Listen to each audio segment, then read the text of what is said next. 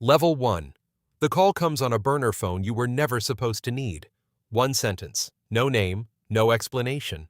The voice is calm in the specific way that people are calm when they have rehearsed what they are about to say and feel nothing about saying it. You have used that voice yourself.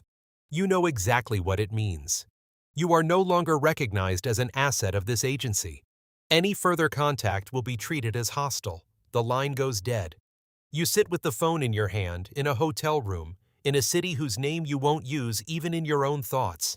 Outside the window, the city moves the way cities move, indifferent, continuous, entirely unaware that the architecture of your life just collapsed in the space of one sentence.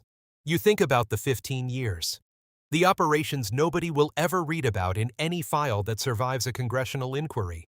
The things you did because you were told they were necessary and you believed the people doing the telling because you had built your entire identity around the belief that they were worth believing. You put the phone on the table. You don't break it.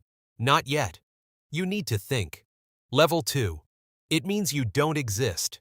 Not in the way people use that phrase loosely. Literally. Operationally. Every document that connects you to the agency has already been scrubbed or reclassified or quietly reassigned to a cover identity that leads nowhere. The email threads. The mission files. The commendations that were never made public, but that you knew existed because someone told you they existed in a vault somewhere as evidence that what you did mattered. Gone. Your handler doesn't answer. You already knew he wouldn't. His number connects to a dry cleaner in Bethesda that has never heard of him. Your emergency contact protocol returns an error. The safe house you used 18 months ago in Bratislava is now a dental office. You checked. You always check.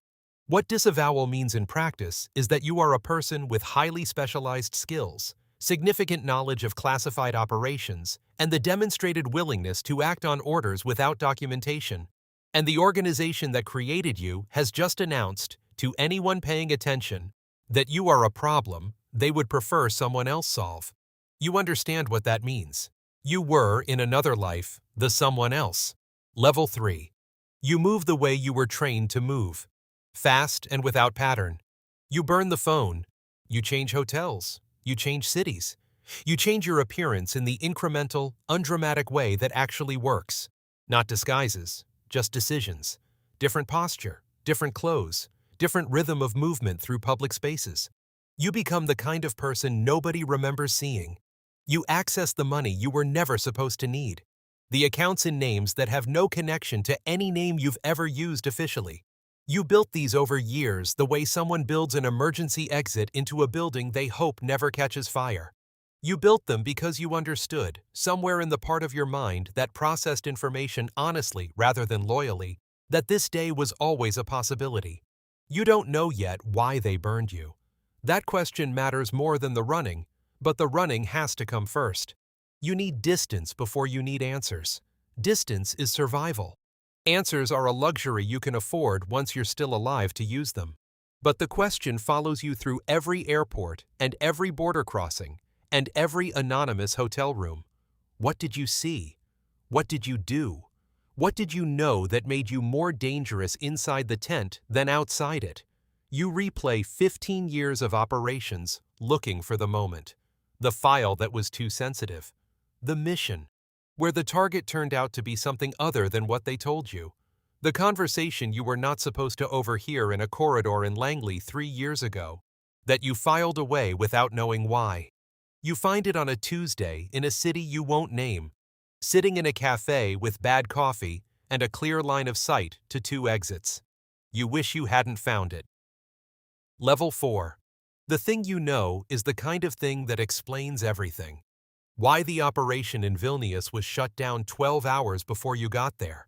Why the asset you spent 2 years cultivating disappeared without a trace, and the file was closed without explanation. Why 3 separate field officers who worked the same regional desk in a 4-year window all ended up dead in ways that were ruled accidents by people with the authority to rule things. The conversation in the corridor was 11 minutes long. You remember it with the involuntary precision of a mind trained to record everything. 2 names, 1 number. The specific geography of a financial arrangement that was never supposed to have a geography. You are not a whistleblower. You want to be clear about that, if only to yourself. You are not a person with a conscience that finally overcame their conditioning. You are a person who has been declared expendable by the same institution that spent 15 years teaching you exactly how to be dangerous. The distinction matters. Your motivations are not pure. They are survival wrapped in the shape of leverage. You make copies of everything you can reconstruct from memory. Dates, names, locations. The 11 minutes in the corridor rendered in precise handwriting in a notebook that you keep on your body at all times. You reach out to someone. Not a journalist. Not yet. Someone who has their own reasons to want this particular stone turned over. Someone who has been waiting for a source credible enough to move on it. You are now that source. Level 5. There is no going back. You knew this before you made the call, but knowing it abstractly and living it are different countries. You are permanently between identities now. The person you were born as is inaccessible. That name leads back to a history that the agency built and can dismantle. The person you were as an officer no longer officially existed the moment the burner phone went dead. The person you are now is a work in progress, a construction made of necessity, and whatever remains of you underneath 15 years of institutional shaping. You live carefully, not in fear exactly. Fear is for people who haven't yet accepted the terrain. You have accepted the terrain. You move through it with the flat professional attention you were trained to bring to everything. You trust no one completely and no one not at all. You keep your exits visible. You keep your options open. You keep the notebook close. The story breaks eventually, not the way you imagined it would. Smaller at first, a single article, then a second. Then the specific momentum of a thing that cannot be put back in the box, gathering speed beyond anyone's control, including yours.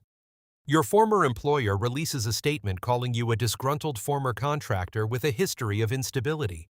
You read it in a cafe in a country with a reasonable extradition situation, and you feel something that takes a moment to identify. It isn't anger, it's recognition. Because you wrote statements exactly like that once. You know the formula.